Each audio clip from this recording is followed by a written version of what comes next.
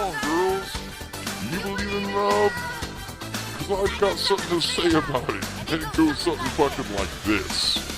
Don't go for second best, baby. Put your love to the test. You know you got to make him express. Shit.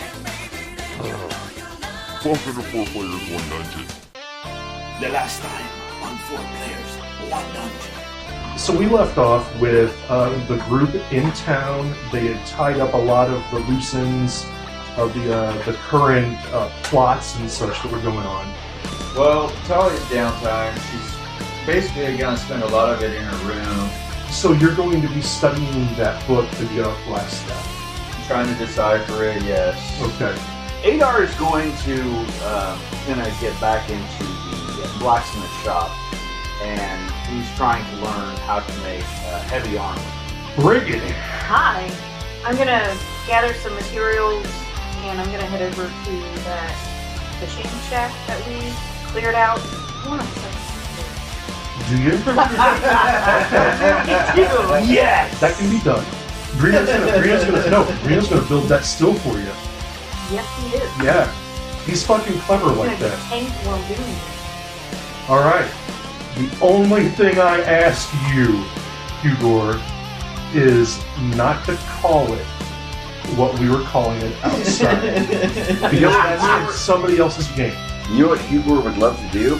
Is have a discussion at the bar with everybody in the party about what they're actually doing. Zing! Damn.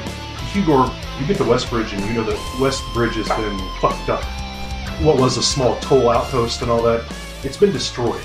Without further ado, I'm going to introduce the water element. Countless adventurers have been trapped in gamers' basements, conventions, and game shops.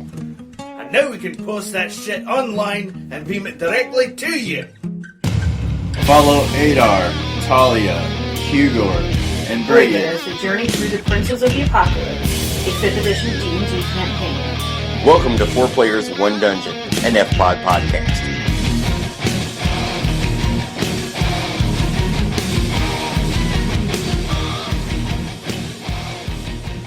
Alright, well, welcome back to another episode of 4 Players, 1 Dungeon. I hope everybody had a safe 4th of July.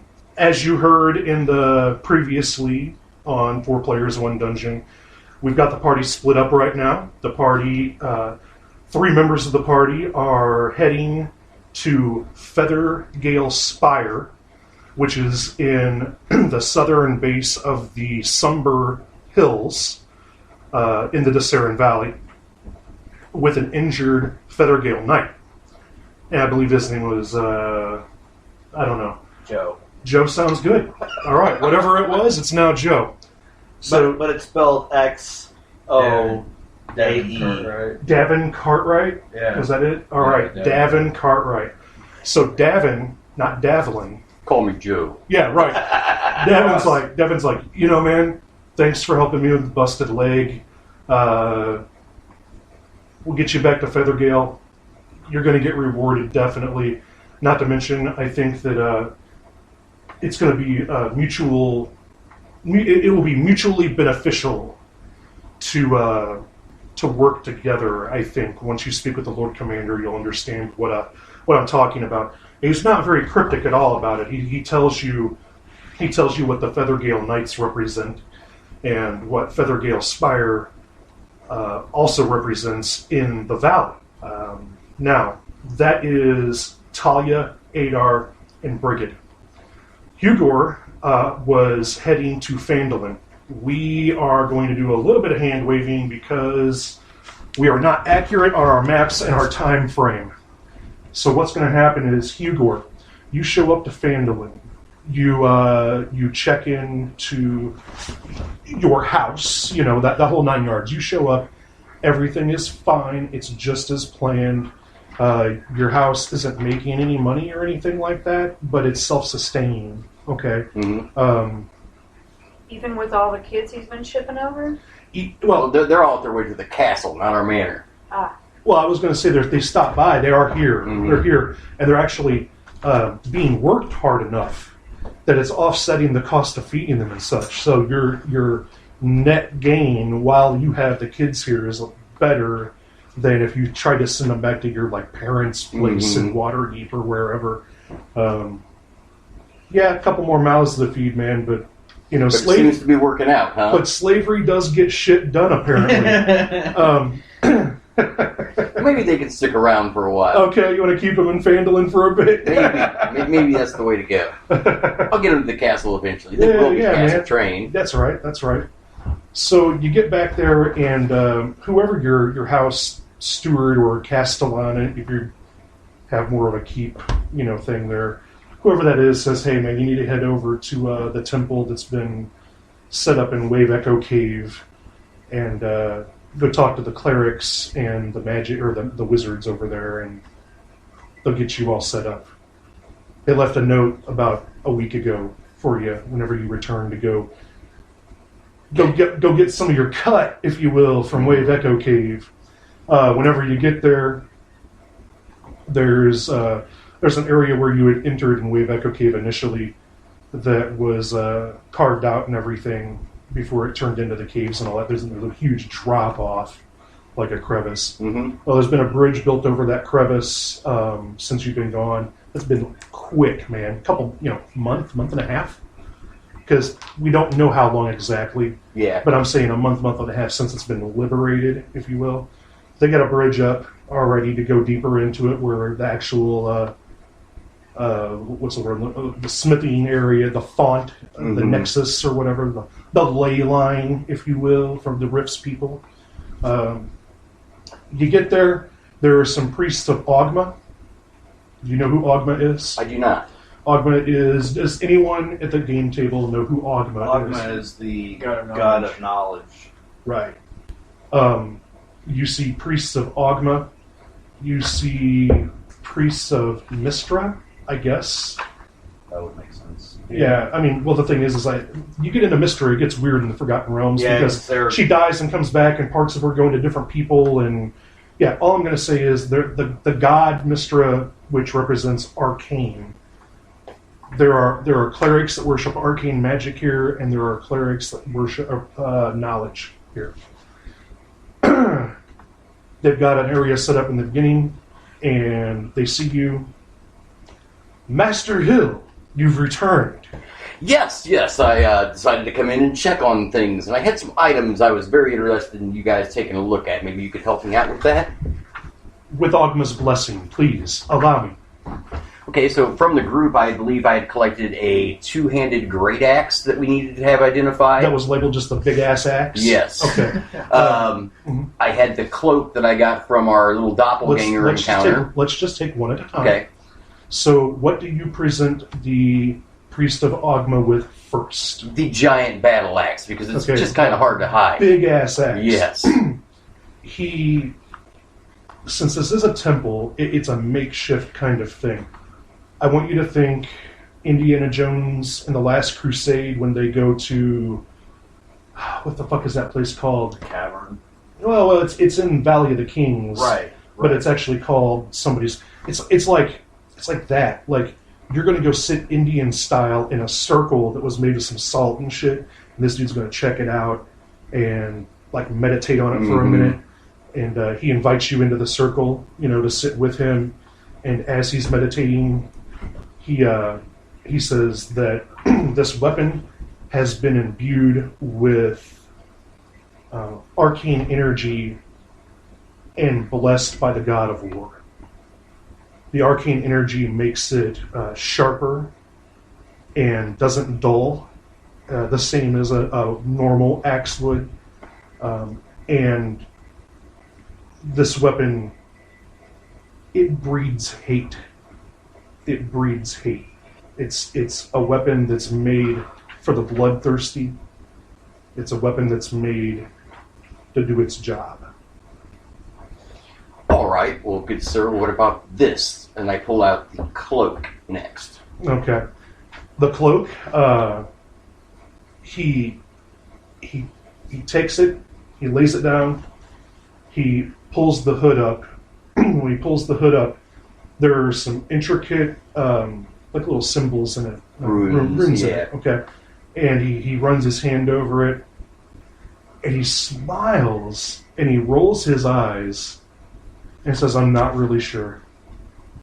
I'm not really sure. Then what was the grin? Well, the joke here, young man, or young elf, and you're not that young, but he's a really old elf. This is a cloak made for non-detection. So you can't detect it because it's a cloak of non-detection. Correct. So, in my mind, I found that to be funny. This cloak will protect you from being scryed. It will protect you from anybody being able to track you via magical means. And the interesting thing is that it has a second function.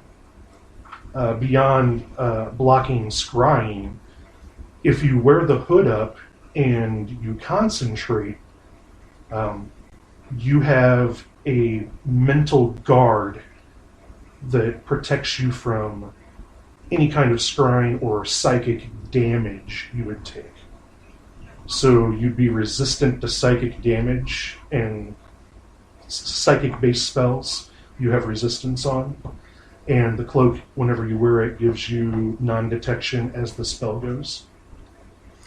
Thank you. Which is pentacular, not a displacement cloak, but you can't cry. It's a pimp cloak. It could be a cloak $1 menu. So, what else do you have? So I know did I collect anything from you, Jason? Because I know the other thing I have is the Chris, which I got from Talia. You got two potions too. Okay. All right. So what do you... Well, we'll do the Chris next, since I'm on the weapons kick, apparently. What should I write down for the axe, just so I know? The axe is a +2 battle axe magic. It does D8s. It does 2D8 damage plus your strength bonus. Normally a battle axe does 2D6.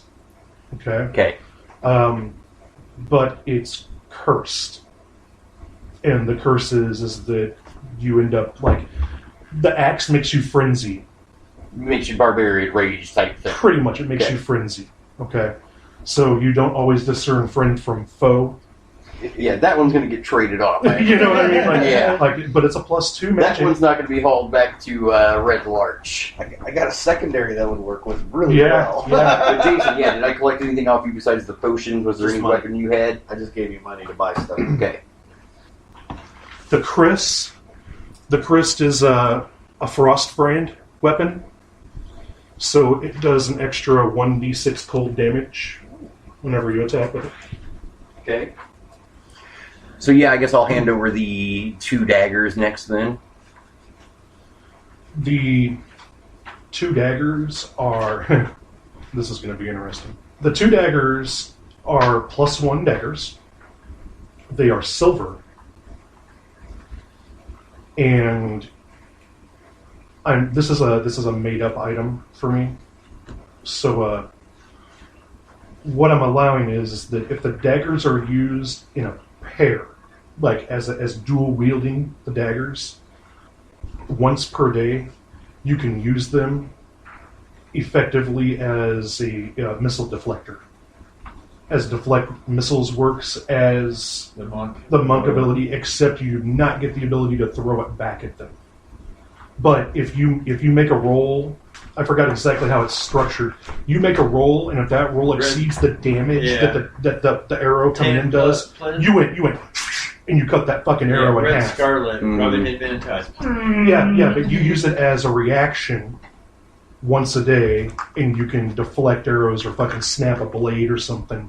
Right? They're they don't have a name. Daggers of missile snaring. Yeah, there you go. Daggers of missile snaring. Or missile deflection. Sure. I guess that's a little bit better because you're not snaring them. Yeah. All right. So the daggers of missile deflection. Is there anything else, Master? One last thing, and I reach into my backpack and pull out 2 flasks of an unidentified Red and purple. liquid. Red and purple. Takes the toppers off. He smells them. He's like, huh. Goes over to... he gets up. He says, give me just 1 second. He hands them both back to you. One's purple and one's red, and the red actually has the topper off of it. It's just 1 second. He goes